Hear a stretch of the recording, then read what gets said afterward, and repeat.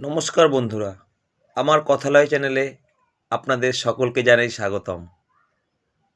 আজকে আমি আপনাদেরকে একটি খুব মজাদার হাসির গল্প বলবো।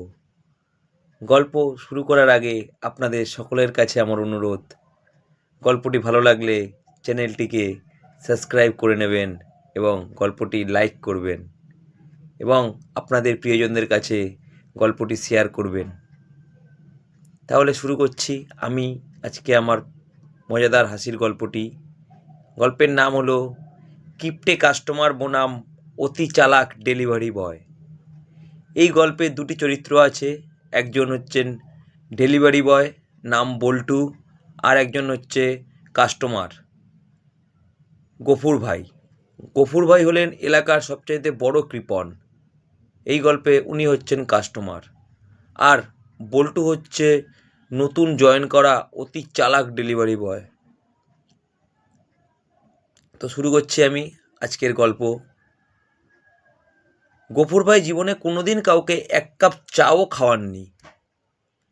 একদিন শখ করে অনলাইনে একটা স্মার্ট ওয়াচ অর্ডার দিয়েছেন, অফারে মাত্র 499 টাকায়।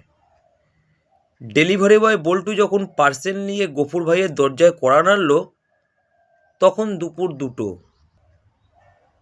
বল্টু বলল, নমস্কার ভাই, আপনার অনলাইন পার্সেল। 499 টাকা বিল আর 50 টাকা ডেলিভারি চার্জ, মোট 549 টাকা। গফুর ভাই দরজাটা অল্প ফাঁক করে বলল, নমস্কার। আরে ভাই, ডেলিভারি চার্জ আবার কিসের? অ্যাপে তো লিখেছে ফ্রি ডেলিভারি। তারপর বল্টু বলল, ভাই, ওটা তো 1000 টাকার উপরে অর্ডার করলে ফ্রি। আপনার তো মাত্র 500 টাকার ঘড়ি।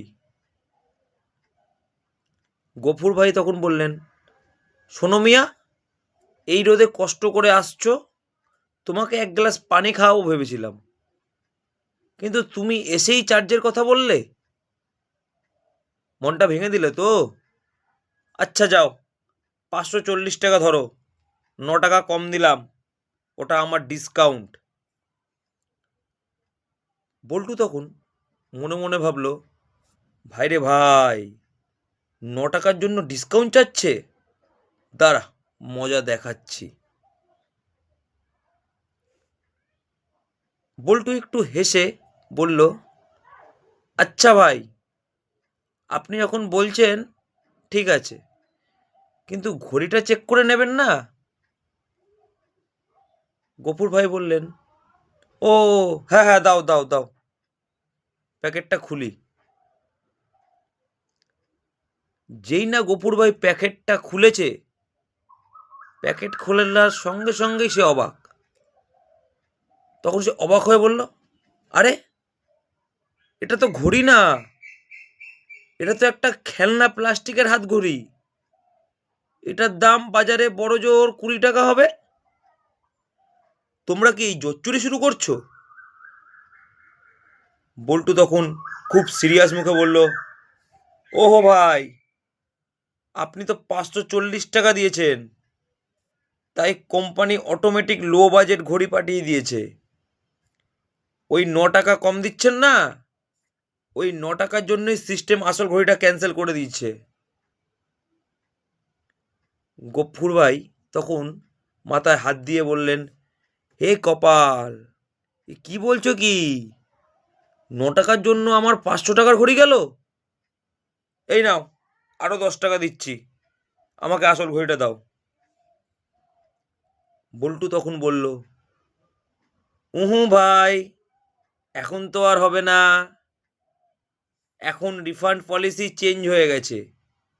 এখন আসল ঘড়ি নিতে হলে আপনাকে আরও 100 টাকা রিঅ্যাক্টিভেশন ফি দিতে হবে।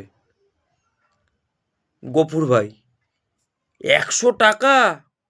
সর্বনাশ! আচ্ছা বাবা, দিচ্ছি, দাঁড়াও, তাও আমার আসল ঘড়িটা দাও।